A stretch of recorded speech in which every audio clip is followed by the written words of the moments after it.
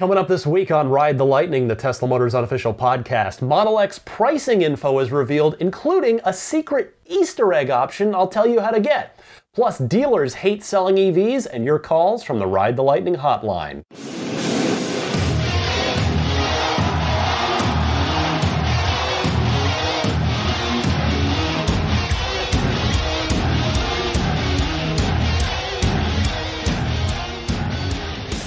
Good morning, good afternoon, good evening, whatever time of day you happen to be listening to the podcast. Thanks for joining me. My name is Ryan McCaffrey. This is Ride the Lightning, the Tesla Motors unofficial podcast. It's episode 18 for the end of November. It's November 29th, 2015. Couple of housekeeping notes at the top. One, apologies for my voice. Had a cold like last week, and now there's just my sinuses are all clogged up, which you can probably hear. So I do apologize for that. And second, the other thing that went horribly wrong this week was my recorder that I used to record the show broke. It was only a couple months old, so it's being sent in for repair. It sounds like it's going to get taken care of, but yeah, it has this nice recorder. I think it's H4n handy recorder by a company called Zoom, but it has the flimsiest on-off switch I've ever seen. The thing actually worked. The on-off switch broke. So good recorder otherwise, but I'm not so sure I can quite recommend it. It is like a $200 recorder. Anyway, happy holidays to everyone. I wonder if any of you out there will be getting a Model S with a big giant bow on it from a loved one this holiday season, or maybe it'll be from yourself for yourself. I know I'd personally love to have a multi-coat red 85D with all the trimmings. Hint, hint. Anyone that really likes the show out there that's independently wealthy, that wants to help make the show a lot better by getting me a car, you know where to find me. On the internet. Anyway, on a related note, I was having dinner in downtown Palo Alto tonight, and I gotta say, I'm used to it by now, but some of you who live in areas of the country where there aren't that many Teslas, even when I go visit my parents and my relatives in the Phoenix area, there are not a lot there. I know, Scottsdale's a little, I don't spend a lot of time in Scottsdale, but they're a little more prevalent there. But just in general, there's definitely, not nearly as many, but boy, for some of you that live in, shall we say, Tesla sparse areas of the country would be absolutely shocked, pardon the phrasing, to walk around or drive around downtown Palo Alto. You practically can't throw a rock without hitting a Model S. By the way, don't do that, because if you throw a rock, you might hit a Model S. But it's good to see. It's really good to see so many folks rocking the hometown car down here in the Bay Area, particularly in Palo Alto. Of course, if you're not aware, Tesla's headquarters is located in Palo Alto, not quite near downtown, but in Palo Alto. And the factory is on the other side of the bay over in Fremont. It's almost literally a straight line. You take the Dumbarton Bridge across. But in any case, I want to start out a quick note from the mailbag this week. I hope I'm going to pronounce his last name correctly. If not, I do apologize, Jonas. His name is Jonas.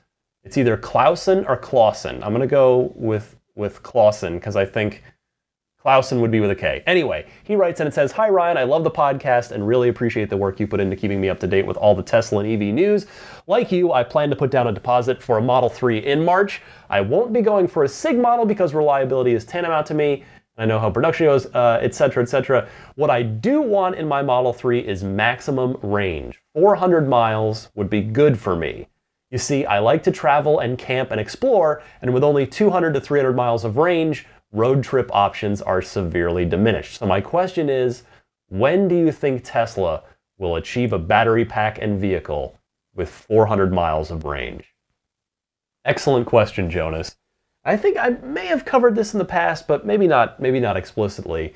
So we already know that the Gigafactory is going to drive battery chemistry improvements at lower costs for Tesla. It is their Statue of Liberty play here in the car industry is a football game. And we already know that the Model 3 should have a base range of at least 220 real world miles, because Elon has said, that he wants It wants it to be like 200 actual miles you can count on, which could mean upwards of 230, even 240 EPA rated miles. So where I'm going with this is I think that means the bigger battery option on the Model 3, which also will be driven by gigafactory advancements and economies of scale, could be right about 300 miles or so, I'm thinking. And I think that's when you're going to see the Model S and the X, albeit with a slight range penalty on the X due to its increased size. But I think that's when you're going to see the S and X get a 400-mile battery as a way to keep that car not only as the top dog in the Tesla family, but to keep it leagues ahead of its luxury sports sedan and SUV competitors. So that's how I think it's going to go, and that's what I'm really hoping for as someone who is hoping to buy a top shelf signature Model 3. I would love the biggest battery I can get. I don't pretend to think it's going to be, crazy huge, but I think 300 is possible. I think we could get an EPA. I don't know if it'll be, like Elon saying 300, 200 real world miles for 300. But I do think that a 300 EPA battery, I think if Tesla can achieve that, I think they know that that's a psychological win for them. It's a psychological barrier, because of course the entire point of Model 3 is to advance the advent of sustainable transportation. And, range anxiety is a very real thing, whether, and even though it is mostly born out of ignorance. And I say I don't use ignorance in a derogatory way, just people that don't know, they're not informed about EVs yet. And I think if Model 3 as the mainstream car, so to speak, can get 300, has a battery option that the EPA slaps 300 miles on, I think versus 290 or 295, I think 300, kind of like the way things used to be priced. Well, they still are priced, but things being priced at $29.99 to make it seem a little bit cheaper. Like, oh, that 1 cent, it's 20 something, it's not $30. That doesn't really work on anyone anymore, I don't think. But I think for now, I think a 300 EPA rated mile battery for Model 3 could be huge, and I think Tesla knows that, and that's why I think there's a good chance of it happening, with in turn the S and X getting a 350 to even 400 mile battery. Elon has said that they could build a 400 mile car now, but it's just not practical for a number of ways. Anyway, good stuff from Jonas. Thank you for writing in, and as you'll recall, last week's voicemail question was, what features do you want in your Model 3? And we're going to start with an anonymous caller who is hoping for a coupe and solar roof panels. Caller, go ahead. Hey, Ryan, what feature I'd like to see on the 3? A coupe, 2 doors, that'd be wicked, super sexy. Also, this one's a far shot, but solar panel roof or hood, something like that, so the thing doesn't even have to be plugged in. Totally solar charged battery car. Cool. Well, caller who shall not be named, thank you for calling in. I have to think that a coupe is definitely on the list for Tesla after Model 3 and Model Y. Now, the big question, I think, is whether or not a coupe will come after the next-gen Roadster or before it. As for solar panels on the roof, we've seen that before as something of a gimmick. I think by the time Tesla gets around to building a coupe, maybe solar panels will actually be more powerful and or minimized enough for something like that to be integrated into a car in such a way that it makes a tangible difference. So good stuff. I actually think, what was it? Might have even been on the first show. I was fantasizing about a gull-wing doored coupe. So we'll see. Next up is a fellow Ryan. Ryan calling in from the road, letting me know what he wants from his Model 3. Fellow Ryan, go ahead. Hi, Ryan. This is also Ryan. Sorry about the noise in the background. I'm actually on my way to work using the transit system. 3 features I would like to see in the Tesla Model 3. Let's say, 1, definitely better battery life. There's no harm in that. I think having longer range is definitely a necessity for any consumer being able to travel. Two, I think the unique feature similar to how the other cars have had in the past, so the talking indoors for the Model X, the ludicrous mode for the original as well. But I think a unique feature that stands out on its own that is definitely uniquely Tesla to stand out for the Model 3 would be awesome. Lastly, let's see. I would like to see, I don't know if this is even possible for the car, but maybe a glass roof. Somehow, I don't know how they would be able to challenge how the manufacturing process is done, but I think that would be awesome. Just seeing the Model X and how far back the glass is gone and how much more dynamic the view is when driving, I'm sure for all those Tesla X owners, Model X owners, I definitely would like to see that. Great job on the show. Big, long-time fan. Been following you since Podcast Unlocked days, and still enjoying your work. Keep up the good work. And thanks. Bye. Well, Ryan, I think you might have to settle for a Model S-style panoramic roof on that last one, which is pretty close to an all-glass roof, but I do suspect you'll get your other two wishes on that. Final call this week is from T-Ray down in Sydney, Australia, who wants to talk about data collection for Tesla cars. T-Ray, go ahead. G'day, Ryan. My name is T-Ray from Sydney in Australia. Mate, I'm just giving the call to, I've got a bit of a question. Do we know how much data that Tesla do collect from their cars? Because we've heard the stories the other week about the person who was able to track their stolen car. And I also know about the automatically adjusting suspension. So these things have got a data connection. They've got GPS.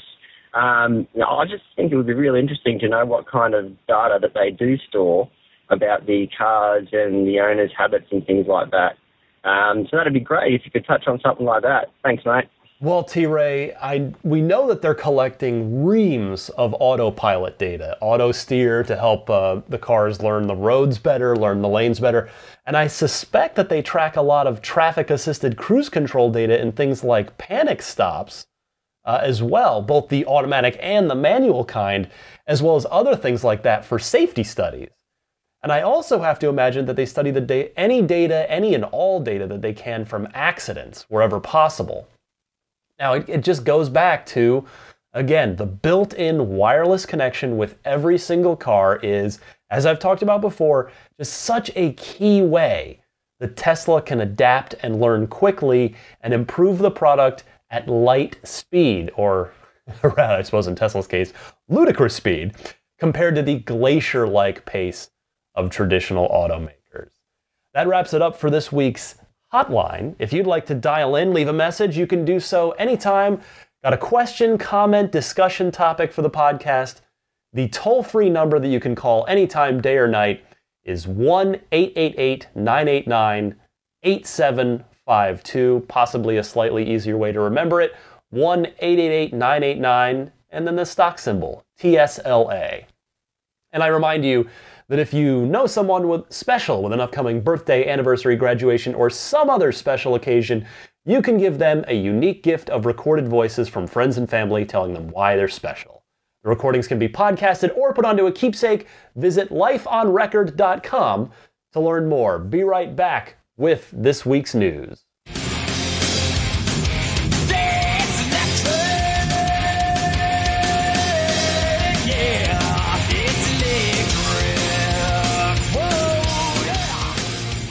All right, the big news this week is the base model pricing announced for Model X. $80,000 or $5,000 more than the base price Model S, which is exactly what Elon said it would be.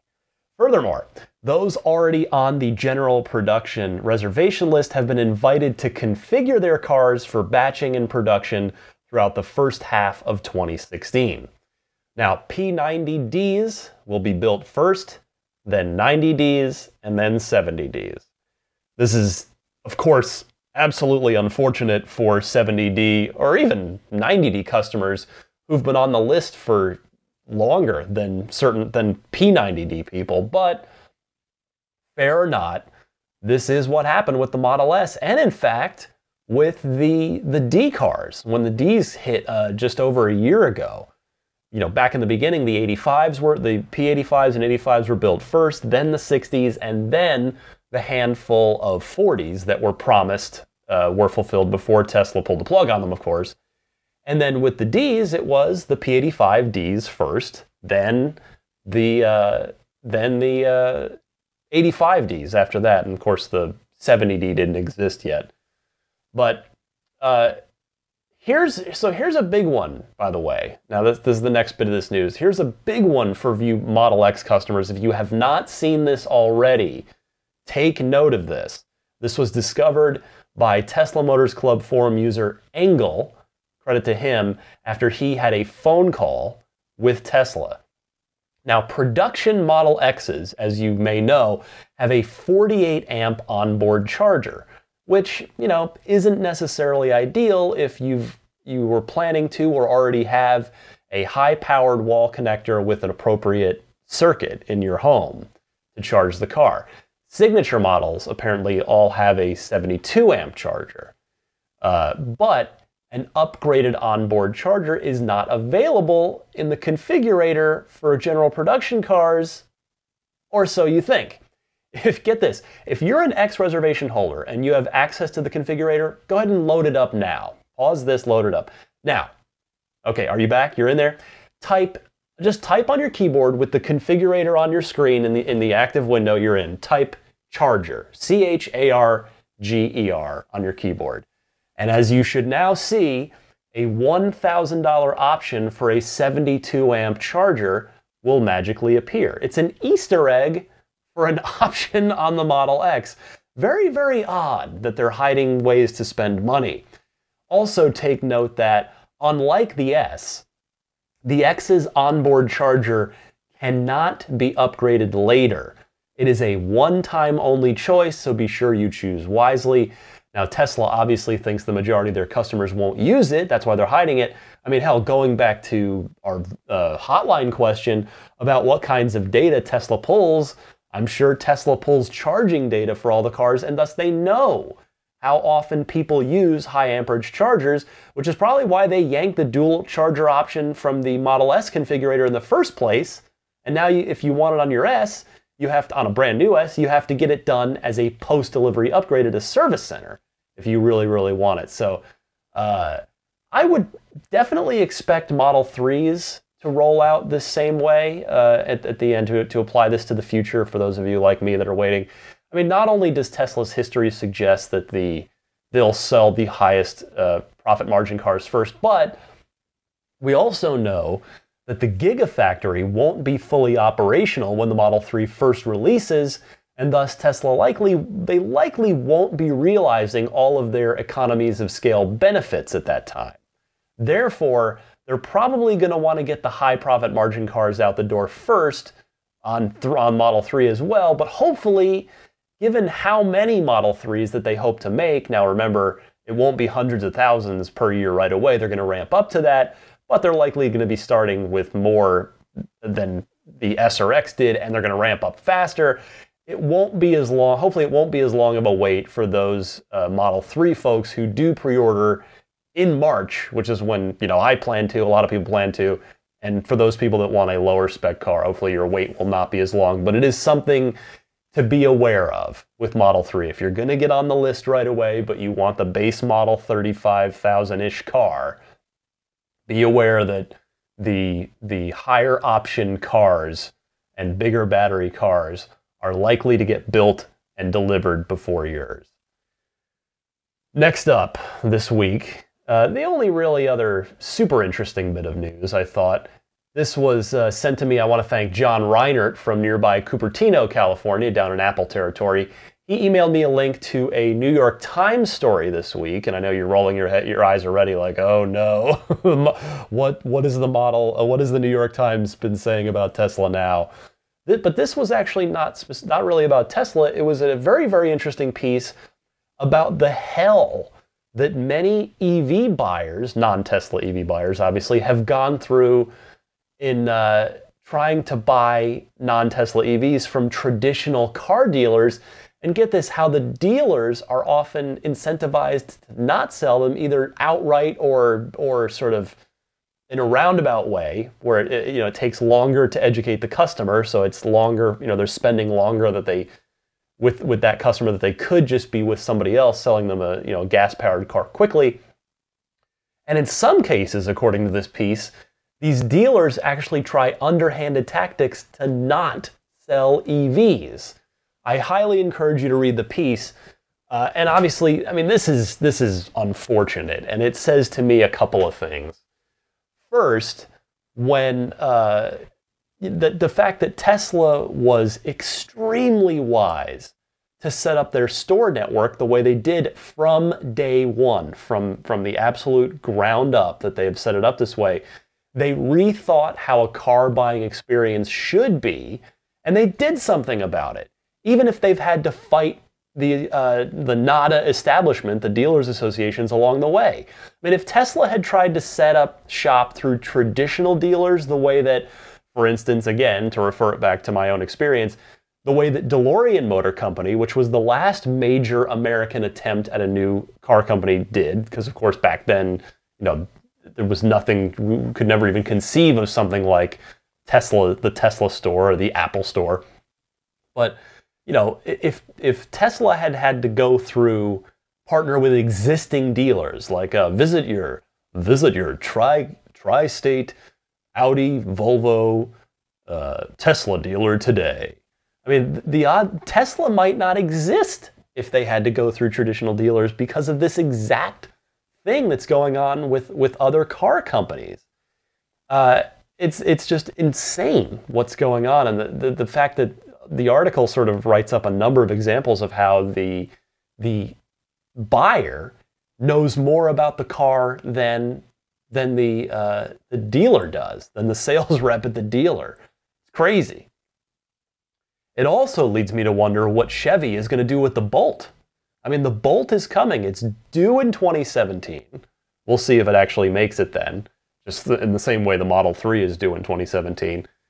But I'm also curious, not just Chevy, but Chevy dealers. I mean, will the dealers be incentivized to sell the Bolts in some way? Will they be educated on the cars? I mean, it's a whole different ballgame than the Volt that's out now. I mean, that you can go to a Chevy dealer and buy, because it's got a gas-powered engine. The sales rep doesn't have to know a ton. I mean, I'm sure they get asked, hopefully they've been trained and educated on basic charging.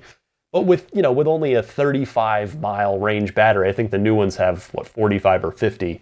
But, I'm sure the dealers just say, oh, yeah, just plug it into any outlet. There's no education on larger, higher amp currents, NEMA 1450 outlet or something like that, a 220 volt outlet.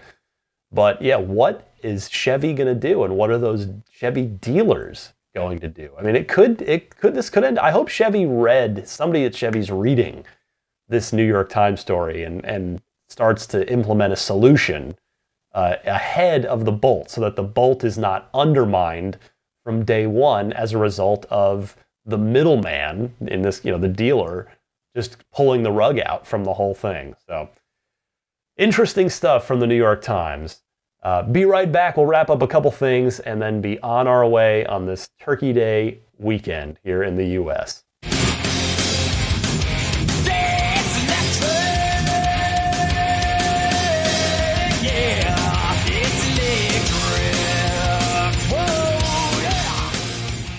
I appreciate everybody just bearing with me this week, again, both for the slightly subpar sound quality, with the recorder being on the fritz this week. Hopefully I'll get it back soon, if I'm lucky. I don't know how long these things can take. And then also for my blocked up sinuses as well. I know it might have been a little aggravating to listen to, like, I can hear. And it's just one of those, it's like, there's nothing, it's just clogged there. There's nothing to be done about it.